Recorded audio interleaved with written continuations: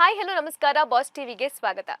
Finally big boss ಆಟದ top 6 ಸ್ಪರ್ಧಿಗಳಾಗೋಕೆ ನಿನ್ನೆ ಭರ್ಜರಿ ಪೈಪೋಟಿ ನಡೆದಿದೆ. ಅಮ್ಮ ಮಗ ಥರ ಇದ್ದ ಧ್ರುವಂತ್ ಹಾಗೂ ಅಶ್ವಿನಿ ಮಧ್ಯೆ ಟಾಪ್ 6 ಸ್ಪರ್ಧಿಗಳಾಗೋಕೆ ಬಿಗ್ ಬಾಸ್ ಟಾಸ್ಕ್ ಕೊಟ್ಟಿದ್ರು. ಆ ಟಾಸ್ಕ್ನಲ್ಲಿ ಅಶ್ವಿನಿ ಗೆದ್ರು.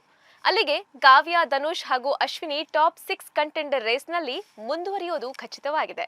ಆದ್ರೆ ಅಸಲಿ ಸ್ಪರ್ಧೆ ಇದ್ದಿದ್ದು ರಘು ಹಾಗೂ ಧ್ರುವಂತ್ ಮಧ್ಯೆ. ಯಾಕಂದ್ರೆ ಈ ಹಿಂದೆ ಧ್ರುವಂತ್ ವಿರುದ್ಧ ರಘು ಟಾಸ್ಕ್ನಲ್ಲಿ ಸೋತಿದ್ರು. ಇದರಿಂದ ರಘು ತುಂಬಾನೇ ಅಪ್ಸೆಟ್ ಆಗಿದ್ರು.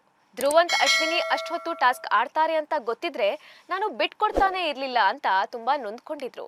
ಈ ನಡುವೆ ಬಿಗ್ ಬಾಸ್ ಧ್ರುವಂತ್ ಹಾಗೂ ರಘುಗೆ ಇನ್ನೊಂದು ಟಾಸ್ಕ್ ಕೊಡ್ತಾರೆ ಅಂಡ್ ಆ ಟಾಸ್ಕ್ ನಲ್ಲಿ ರಘು ಗೆದ್ದು ಟಾಪ್ 6 ರೇಸ್ ನಲ್ಲಿ ತಮ್ಮ ಹೆಸರನ್ನ ಖಚಿತಪಡಿಸಿಕೊಳ್ತಾರೆ.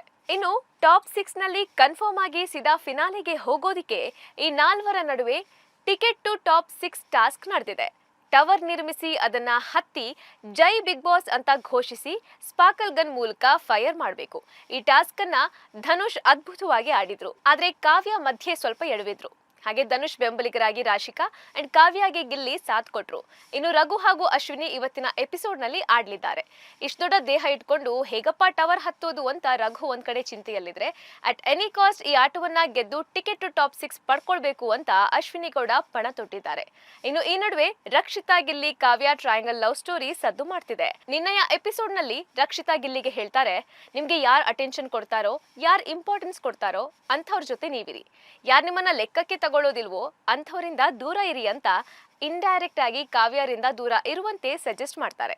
ಆದ್ರೆ ಗಿಲ್ಲಿ ಮಾತ್ರ ನಾಯಿಬಾಲ ಡೊಂಕಿ ಎಂಬಂತೆ ಕಾವ್ಯ ಮಾತಾಡಿಸದೇ ಇದ್ರು ಮತ್ತೆ ಕಾವ್ಯ ಹಿಂದೆ ಸುತ್ತಾ ಇದ್ದಾರೆ. ಅಲ್ಲದೆ ಈ ವಾರ ರೆಡ್ ಬೆಡ್ಶೀಟ್ ಹೊತ್ಕೊಂಡು ಮಲ್ಗಿರೋದು ಬಿಟ್ರೆ ಗಿಲ್ಲಿ ಅಷ್ಟೊಂದು ಆಕ್ಟಿವ್ ಆಗಿ ಕೂಡ ಇರ್ಲಿಲ್ಲ.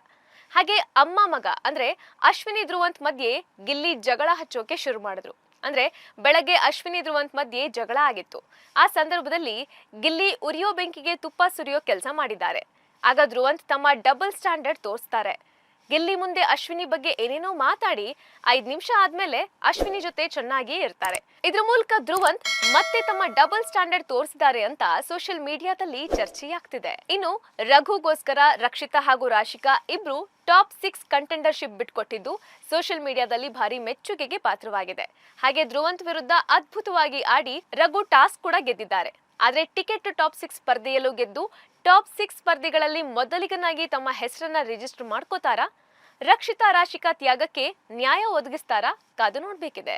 ಲೇಟೆಸ್ಟ್ ಹಾಗೂ ಇಂಟ್ರೆಸ್ಟಿಂಗ್ ಸುದ್ದಿಗಳಿಗಾಗಿ ಬಾಸ್ ಟಿವಿ ಕನ್ನಡ ಚಾನೆಲ್ನ ಸಬ್ಸ್ಕ್ರೈಬ್ ಮಾಡಿ. ಹಾಗೆಯೇ ಬೆಲ್ ಐಕಾನ್ ಪ್ರೆಸ್ ಮಾಡಿ. ಇದರ ಜೊತೆಗೆ ಫೇಸ್ಬುಕ್, ಇನ್ಸ್ಟಾಗ್ರಾಮ್, ಎಕ್ಸ್ ನಲ್ಲೂ ಮಿಸ್ ಮಾಡದೆ ಫಾಲೋ ಮಾಡಿ.